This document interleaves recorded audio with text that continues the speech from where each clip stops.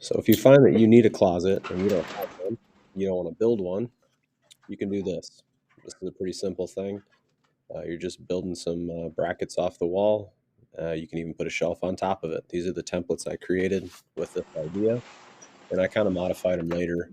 There's a couple more angles that I added because I just didn't feel like it looked the way that I wanted it to. That's not that big a deal. Sometimes you got to change stuff on the fly. So here I'm just using my template, putting it out on a piece of wood.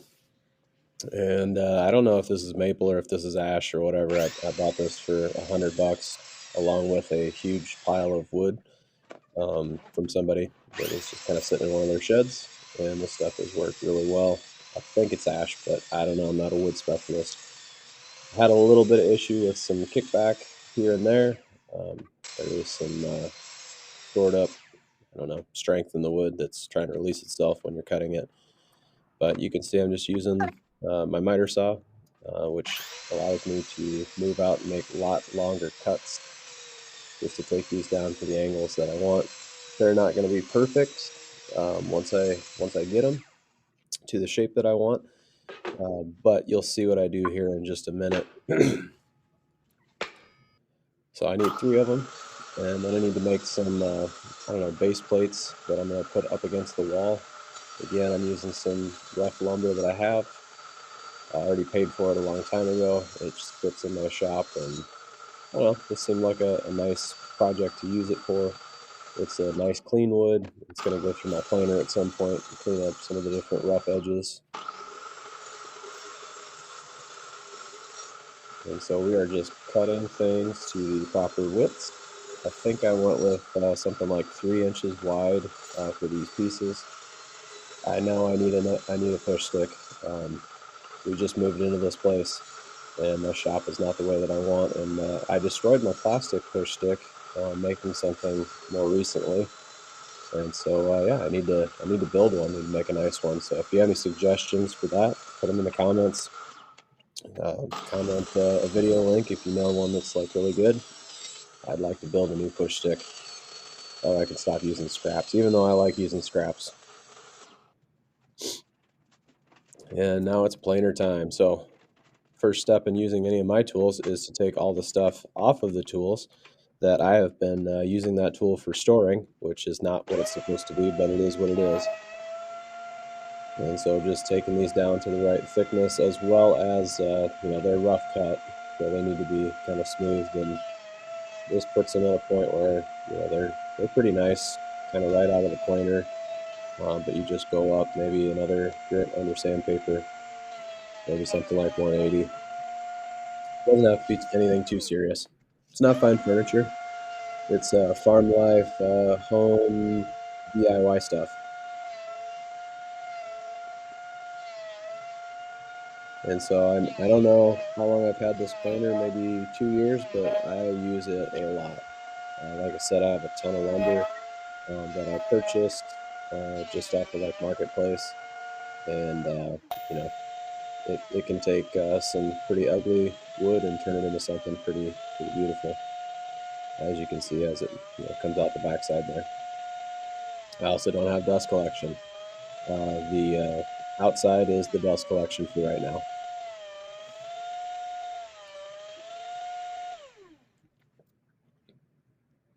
So once I've got that all done, I'm just going to kind of take a look at where things are. I'm going to line up a hole on the end that a dowel rod is going to fit through on all 3 of these pieces. And then I'm going to use a Forstner bit and try to get that about as good as possible. I'm going to do a really good job on the first one, and then I'm going to use that first one as a template for the rest of them. And I was having some trouble with my drills. It's cold, so I don't know if you can tell by how I'm dressed. I'm not wearing gloves to be fancy or anything. I'm wearing gloves because I think it's like in the 20s at the time of this video, and then more recently, like today, I think it's like -12. It just kind of depends. It's northern Iowa is where I live. We got a polar vortex up in here. But yeah, you can see I use that as a template. I'm going to do that for all my pieces. And like you can see, it's not perfect. There is some maybe misalignment on these, but I'll clamp them together and I'll use my my sander to put everything back the way that it needs to be at the end. And you'll see that here in just a bit.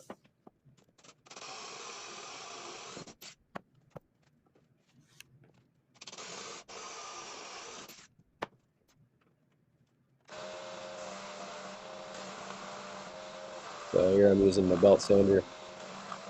Just getting the edges nice because they did not go through the planer, and so they're just kind of rough off of the table saw. Takes just a little bit of time.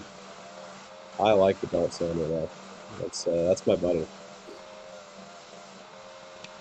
And you can see in the background there, I've got my triangles kind of jigged up. And there wasn't a huge amount of discrepancy. Yeah, I could have used a router for this aspect, but this is how I decided to go about it. And yes, that is sawdust flying into the air.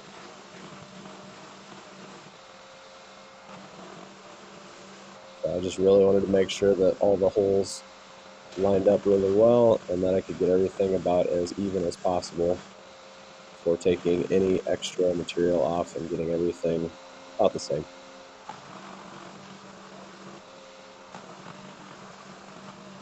But this actually worked really well. It did take like, I don't know, 5 or 6 minutes to get it done, which is a little bit of time. But that's all right. All right, so in this part, we're just going ahead and reducing the length of our base pieces because I put it on there and I just felt like it was too long. And so I needed to have that be shorter just so that things would look, in my mind, correct. And I think that's just one of those things you do. You go, you design. Another thing I found that I didn't like, I liked that it had a sharp edge on the front and it didn't have one of those at the base. It just met the wall kind of square and I didn't like that. And so installing a stop block here just to keep myself in the same position on each one of these. And then I'll just repeatedly cut that for all 3 of these pieces. And my audio is off just a little bit. I'm not sure why, but just one of those things. It's a new experience, learning a lot. So here we're going to add a little detail to the side. We're just going to round over a bit on all the exposed surfaces. So I'm not going to do it on the part that's touching the wall. I'm not going to do it the part that's touching the shelf that's going to be installed later. And so I'll install that round over on all 3 of the base plates on both of those sides. And then also on these projection pieces here, shelf brackets. I don't know what you want to call these. It's one of those deals where I looked this up on Etsy and some other things, and I didn't find a whole lot. Just a problem that a lot of people probably have. Like I don't have a closet, in this room, and it's a really small room, so building one would actually probably take up more space. And so I thought, well, what do clothing stores do? And so just thinking about it from that perspective gave me a much better idea, I think.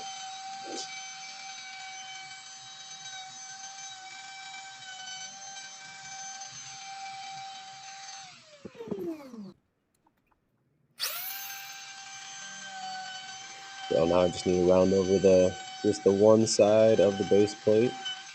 It'd be 3 out of the 4 portions here. So not the top because that's going to connect up with my shelf top. And so that part doesn't matter quite as much. You won't see it anyway, and you want it to be flush when it touches. Not that you get that close, but you just want it to look nice.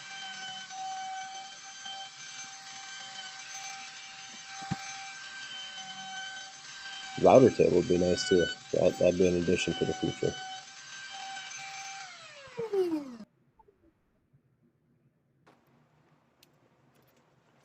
So here you can see like my super unorganized shop that has stuff in it that doesn't belong there. It's just one of those deals. You get things the way that you want them when you have a chance to do so. And so now it's time to do some hand sanding. All these edges need to be hand sanded, make them look nice in the way that they need to look. So here we go.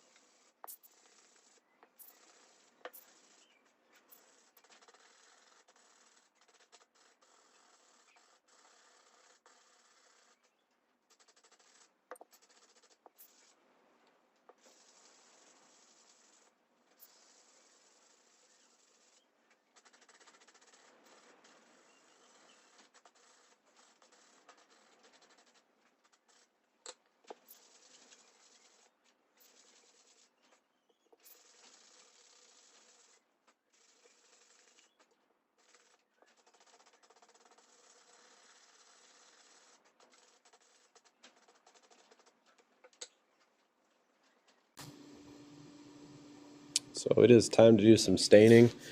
Some of you are going to spit your coffee on your screen at this point because you're like, what are you doing? But my son already has a bed, and we already used this stain for the bed over some construction grade lumber, some pine, some Douglas fir, some things like that. And it turned out pretty cool. It kind of looks like blue jeans when you wipe it off.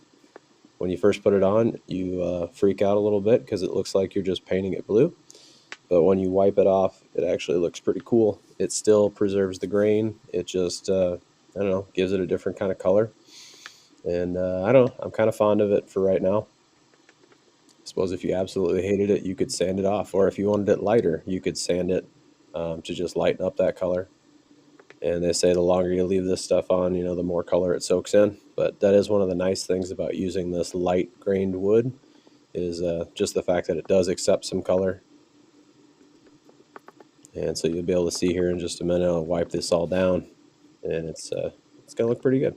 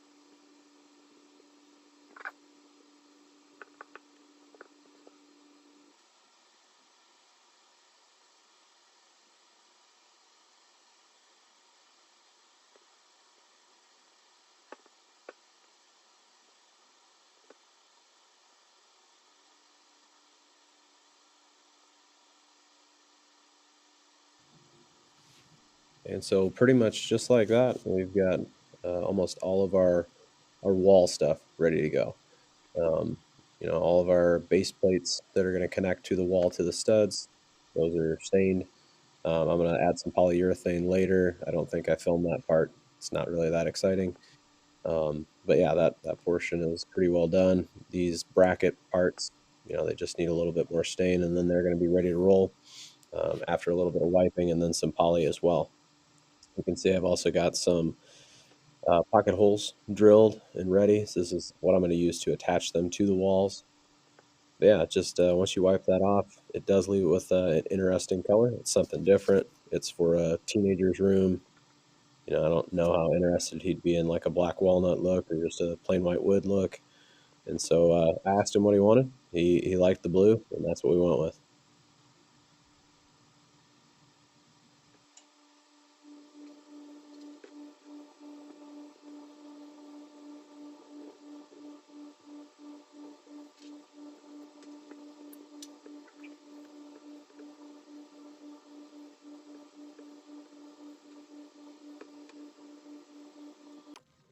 Okay, so now we're doing a glue up. I'm using standard 2x6s, just from like a big box store kind of thing. I ripped the edges on the middle one, both edges, and on the outside pieces here, I just ripped one edge just to give a good glue up seam and get rid of the rounded over portion. And I think I took maybe less than a quarter of an inch off, just enough to get rid of the round portion. And then I'm going to put these flat on these sawhorses. It does a pretty good job, just like this. I'm going to add some clamps, and I'm going to do some top and bottom clamps as well, just to keep things in alignment. I didn't use a biscuit joiner. I definitely don't have a Festool to be able to put dominoes in or anything like that. But alignment wise, like it came together pretty good, and everything seemed to glue up pretty decently. There was just a little bit of up and down here and there. I think it had more to do with the quality of the pieces of timber that I was using than it did with the glue up. But worked pretty good. This was a fun time to have my son help me out with the project because you get to see something, start to finish here pretty quick. So we let this glue overnight, came back the next day, and it was time to do some standing and then some staining.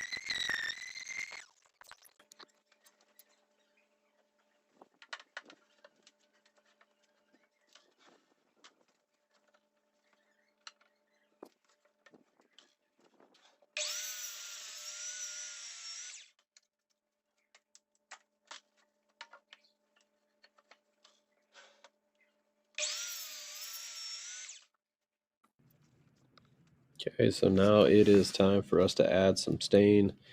Everything else is set up and ready to go. Same stain, same process. Put the stain on, pull the stain off, and then after that point, you are basically done.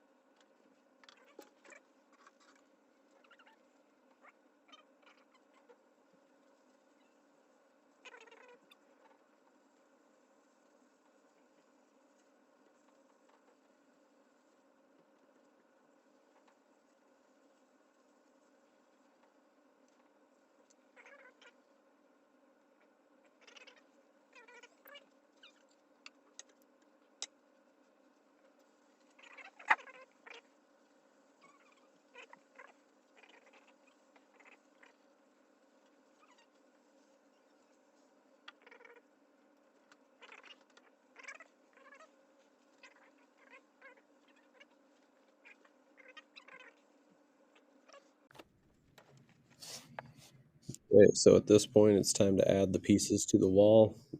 These are just going to go straight into the studs and give me a nice thing to screw into. And so I'm using a laser level to get everything up and down the way that I want it, and then the top line helps me to keep everything level across the way. It is important that all these pieces match up, since I'm doing a dowel rod that goes through them. That does kind of help out. So just going through the process, getting some things attached to the wall, using my hammer hand.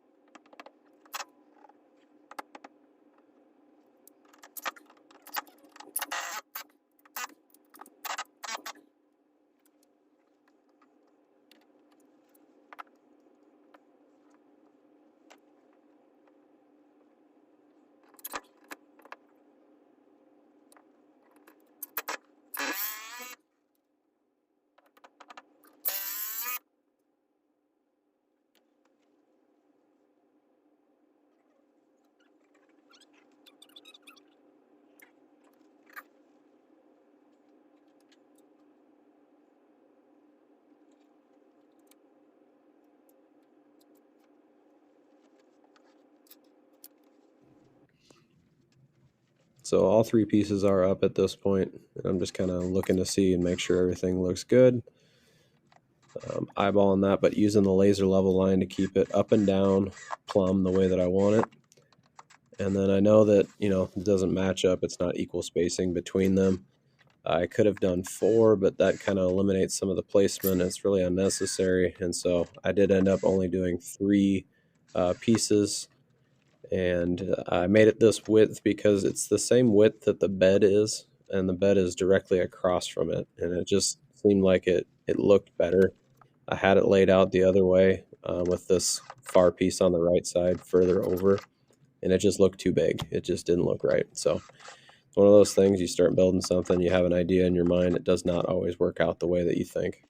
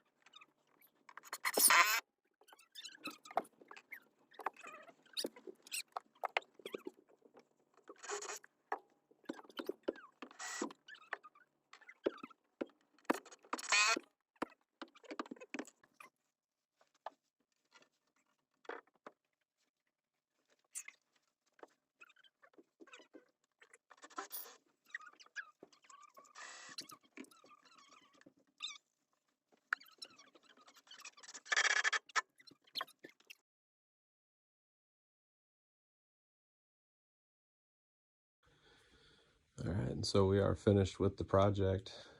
All in all, probably about, I don't know, 4 hours of work time. Cutting, sanding, taking everything out. Drying time, I don't really count that. But yeah, I think it turned out pretty cool. Reminds me of something you might see at like a, I don't know, a store, I guess. And yeah, it doesn't take up a huge amount of space. It does have a little bit of shelf space on top for maybe display or something like that. We are planning on taking the ceiling out. There's another like 5 or 6 inches above it, and so it'll make it look a little better for the space. Another project that's coming up, if I kind of back up a little bit, is underneath there, right in here. I think I want to add some kind of a seating and storage element. So even though he doesn't have a closet, he does have a spot where he can put his shirts, and pretty soon we'll have a place where he can sit down and get dressed and all that kind of stuff. Maybe laundry storage as well. Maybe a place he can play his guitar. So that's all for this one. This is my first video. Hope you guys like and subscribe to the channel. Something new to me, just something I've always kind of wanted to do, and hope you guys like to follow along.